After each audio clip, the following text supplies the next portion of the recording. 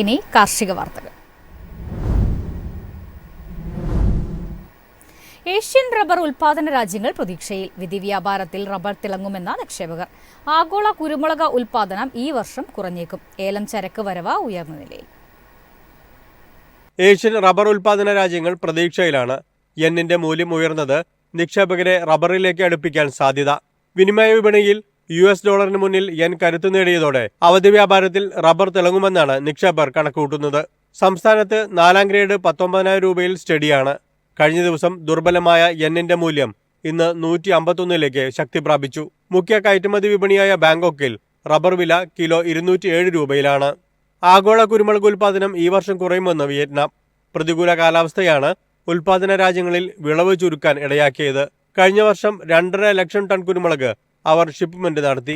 ആകർഷകമായ വില കണ്ട് ഉൽപാദകർ കരുതൽ ശേഖരത്തിലുള്ള മുളക് വരെ വിറ്റുമാറി. ആഭ്യന്തര കുരുമുളക് വില കയറ്റുമതിക്കാർ വീണ്ടും ഉയർത്തിയിട്ടും വിൽപ്പനക്കാരില്ലായിരുന്നു. അടുത്ത കുരുമുളക് സീസൺ വരെ ഉയർന്ന വില തുടരുമെന്നാണ് അവിടെ നിന്നും ലഭ്യമാവുന്ന വിവരം. സംസ്ഥാനത്ത് കുരുമുളക് കർഷകർ വിളവെടുപ്പിന്റെ തിരക്കിലാണ്. നിരക്കുയർന്നെങ്കിലും തിരക്കിട്ട് മുളക് വിറ്റുമാറാൻ പലരും താൽപര്യം കാണിച്ചില്ല. ഗാർബിൾഡ് മുളക് കിലോ 678 രൂപയിൽ വിപണനം നടന്നു. ഏലം ഉൽപാദന മേഖല ഓഫ് സീസണിനെ ഉറ്റുനോക്കുമ്പോഴും ഉയർന്ന അളവിൽ ചരക്ക് ലേല കേന്ദ്രങ്ങളിൽ വിൽപ്പനയ്ക്കെത്തി. വാരാന്ത്യം നടന്ന 2 ലേലങ്ങളിലായി 1.16 ലക്ഷം കിലോ ഏലക്ക ഇറങ്ങിയത് വാങ്ങലുകാരുടെ ഭാഗത്തു നിന്നും വീക്ഷിക്കുമ്പോൾ അനുഗ്രഹമായി മാറിയെങ്കിലും ഉയർന്ന തോതിലുള്ള ചരക്ക് വരവ് വിലക്കയറ്റത്തിന് തടസ്സമായി. മൊത്തം 1,11,862 കിലോ ഏലത്തിന്റെ ഇടപാടുകൾ നടന്നപ്പോൾ ശരാശരി ഇനങ്ങൾ കിലോ 2,917 രൂപയാണ്. News desk MyFin TV. കേസീഡ എന്ന ബ്രാൻഡിൽ ഹൈബ്രിഡ് വിത്തിനങ്ങൾ പുറത്തിറക്കി കാർഷിക സർവകലാശാല. 89 പച്ചക്കറി ഇനങ്ങളിൽ 10 എണ്ണം അത്യുൽപാദന ശേഷിയുള്ളവ ആണ്. പച്ചക്കറി ഉൽപാദനത്തിൽ ഗണ്യമായ കുതിച്ചുചാട്ടത്തിനും ഗുണമേന്മയുള്ള ഇനങ്ങൾ ലഭ്യമാക്കുന്നതിനും വഴിയൊരുക്കി കാർഷിക സർവകലാശാല പുതിയ ഹൈബ്രിഡ് വിത്തിനങ്ങൾ പുറത്തിറക്കി. ഇതിൽ 89 പച്ചക്കറി ഇനങ്ങളിൽ 10 എണ്ണം അത്യുൽപാദന ശേഷിയുള്ളവയാണ്. ഇവ അഖിലേന്ത്യാ അടിസ്ഥാനത്തിൽ വിപണനത്തിനൊരുങ്ങുകയാണ്. ഈ ഹൈബ്രിഡുകളുടെ വിത്തുൽപാദനത്തിന് സർക്കാർ പ്രത്യേക പദ്ധതികളും ആവിഷ്കരിച്ചിട്ടുണ്ട്. വെള്ളാനിക്കര പച്ചക്കറി ശാസ്ത്ര വിഭാഗം മേധാവി ഡോക്ടർ ടി പ്രദീപ് കുമാറിന്റെ നേതൃത്വത്തിൽ നൂതന സാങ്കേതിക വിദ്യ ഉപയോഗിച്ച് നിരവധി ഹൈബ്രിഡ് വിത്തുകൾ ഇതിനകം പുറത്തിറക്കിയിട്ടുണ്ട്.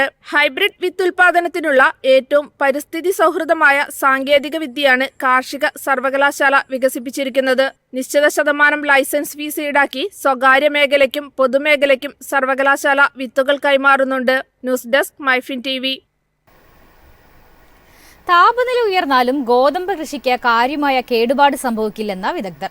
ഗോതമ്പ് കൃഷിക്ക് ഉപയോഗിക്കുന്ന പല വിത്തിനങ്ങളും കാലാവസ്ഥയെ പ്രതിരോധിക്കാൻ ശേഷിയുള്ളതാണെന്നാണ് വിലയിരുത്തൽ. കർഷകർ സ്വീകരിക്കുന്ന പല വിത്തിനങ്ങളും ഇപ്പോൾ കാലാവസ്ഥയെ പ്രതിരോധിക്കുന്നതാണ്. രാത്രി തണുപ്പുള്ളതും കുറഞ്ഞ താപനില 15 ഡിഗ്രി സെൽഷ്യസിനുള്ളിലായിരിക്കുന്നിടത്തോളം ഗോതമ്പ് സുരക്ഷിതമാണെന്നാണ് ഇന്ത്യൻ കൗൺസിൽ ഓഫ് അഗ്രികൾച്ചർ റിസർച്ചിന്റെ കീഴിലുള്ള Indian institute of wheat and barley റിസർച്ചിന്റെ കണ്ടെത്തൽ. വടക്കുപടിഞ്ഞാറൻ ഇന്ത്യയിലെ ഗോതമ്പ് വിളവ് വ്യത്യസ്ത സംസ്ഥാനങ്ങളിൽ വിതയ്ക്കുന്ന കാലയളവ് ആശ്രയിച്ച് വിവിധ ഘട്ടങ്ങളിലാണ്. അതിനാൽ താപനിലയിലെ നേരിയ വ്യത്യാസം ഗോതമ്പിനെ പ്രതികൂലമായി ബാധിക്കില്ലെന്നാണ് വിദഗ്ധരുടെ വിലയിരുത്തൽ. കൃഷിയിടം ഉണങ്ങാതിരിക്കാൻ ജലസേചനം ഉറപ്പാക്കാൻ കൃഷി മന്ത്രാലയം കർഷകരോട് നിർദ്ദേശിച്ചിട്ടുണ്ട്. News desk MyFin TV. ഒഡീഷയുടെ വായ്പാ ശേഷി 2,52,000 കോടി രൂപ കണക്കാക്കി നബാർഡ്. സാമ്പത്തിക നേട്ടങ്ങൾ കർഷകരിലേക്ക് എത്തിക്കാൻ കൂടുതൽ വായ്പകൾ അനുവദിക്കണമെന്ന് ഉപമുഖ്യമന്ത്രി. National bank for agriculture and rural development അടുത്ത സാമ്പത്തിക വർഷത്തിൽ ഒഡീഷയുടെ വായ്പാ സാധ്യത 2,52,000 കോടി രൂപയാണ് പ്രവചിച്ചിരിക്കുന്നത്. കഴിഞ്ഞ വർഷം ഇത് 2,10,140 കോടി രൂപയായിരുന്നു. 20% വളർച്ചയാണ് ഇത്തവണ കണക്കാക്കിയിരിക്കുന്നത്. സർക്കാർ അടിസ്ഥാന സൗകര്യങ്ങളിൽ നിക്ഷേപം നടത്തുകയും കാർഷിക മേഖലയിലെ വളർച്ച സാധ്യമാക്കുകയും ചെയ്യുന്നതായി ഉപമുഖ്യമന്ത്രി കനക് വർദ്ധൻ സിംഗ് ദിയോ പറഞ്ഞു.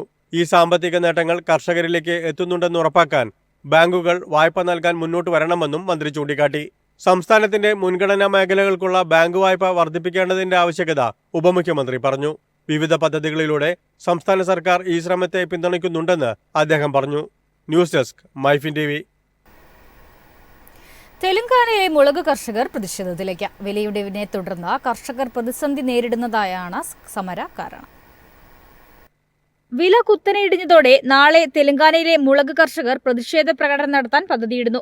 കഴിഞ്ഞ വർഷം കിൻഡലിന് 18,000 രൂപയായിരുന്ന വില കിൻഡലിന് 12,000 രൂപയായി കുറഞ്ഞതോടെയാണ് സമരപരിപാടിയിലേക്ക് കർഷകർ നീങ്ങുന്നത്. ഖമ്മം മാർക്കറ്റ് യാർഡിലായിരിക്കും മുളക് കർഷകർ പ്രതിഷേധം സംഘടിപ്പിക്കുക. വില കുത്തനെ ഇടിഞ്ഞതിനാൽ മുളക് കർഷകർ വലിയ നഷ്ടം നേരിടുന്നുണ്ടെന്നും നൂറുകണക്കിന് കർഷകർ ധർണയിൽ പങ്കെടുക്കുമെന്നും തെലങ്കാന റൈത്തു സംഘം അറിയിച്ചു. പുകയിലയ്ക്കും മഞ്ഞളിനുമുള്ള പ്രത്യേക ബോർഡുകളുടെ മാതൃകയിൽ മുളക് ബോർഡ് സ്ഥാപിക്കുന്നതിനെക്കുറിച്ച് കേന്ദ്ര സംസ്ഥാന സർക്കാരുകളോട് സംഘടന ആവശ്യപ്പെട്ടിട്ടുണ്ട്. മുളകിനായി പ്രത്യേക ബോർഡ് സ്ഥാപിക്കുന്നത് വില നിയന്ത്രിക്കാനും കർഷകർ നേരിടുന്ന പ്രശ്നങ്ങൾ പരിഹരിക്കാനും സഹായിക്കുമെന്നാണ് സംഘടന വ്യക്തമാക്കുന്നത്. News desk MyFin TV. രാജ്യത്തിന്റെ കാസ്റ്റർ ഓയിൽ കയറ്റുമതിയിൽ വർധന. 2030 കാസ്റ്റർ ഓയിൽ കയറ്റുമതി $2.5 ബില്യൺ ഉയർത്തും. 2030 കാസ്റ്റർ ഓയിൽ കയറ്റുമതി $2.5 ബില്യൺ ഉയർത്താൻ സഹായിക്കുന്ന സുസ്ഥിര രീതികൾ ആവിഷ്കരിക്കുകയാണ് സസ്റ്റൈനബിൾ കാസ്റ്റർ അസോസിയേഷൻ. ഇന്ത്യയുടെ കാസ്റ്റർ ഓയിൽ കയറ്റുമതി വർദ്ധിച്ചുകൊണ്ടിരിക്കുകയാണ്. കാസ്റ്റർ സീഡിന്റെ സുസ്ഥിര നിലവാരം പ്രോത്സാഹിപ്പിക്കുന്നതിന് 2030 കയറ്റുമതി $2.5 ബില്യൺ സഹായിക്കുമെന്നാണ് അസോസിയേഷൻ കണക്കാക്കുന്നത്. എന്നാൽ ഉൽപാദനത്തിൽ കനത്ത ഇടിവുണ്ടാകുന്നതായാണ് റിപ്പോർട്ട്. മണ്ണിന്റെ ആരോഗ്യം പുനഃസ്ഥാപിക്കാൻ കർഷകരെ സഹായിക്കുന്നതിനാൽ സക്സസ് കോഡ് കർഷകർക്കിടയിൽ സ്വീകരിക്കുന്നതിനെ പ്രോത്സാഹിപ്പിക്കുന്നുണ്ടെന്ന് sustainable castor association director Abhay Udesh പറഞ്ഞു. ആഗോള വിപണിയിൽ കാസ്റ്റർ ഓയിലിന് വലിയ ഡിമാൻഡുകളുണ്ട്. ഈ കോഡുകളുടെ ഉപയോഗം കർഷകരെ ഉൽപാദനവും വരുമാനവും വർദ്ധിപ്പിക്കാൻ സഹായിക്കും. ജയന്ത് അഗ്രോ ചെയർമാൻ കൂടിയായ ഉദേശ് പറഞ്ഞു. സുസ്ഥിരത മെച്ചപ്പെടുത്താൻ ലക്ഷ്യമിടുന്ന കാസ്റ്റർ കൃഷിക്ക് സ്വതന്ത്രമായി ഓഡിറ്റ് ചെയ്യാവുന്ന ഒരു കോഡാണ് success code. News desk MyFin TV. കമ്പോള നിലവാരം.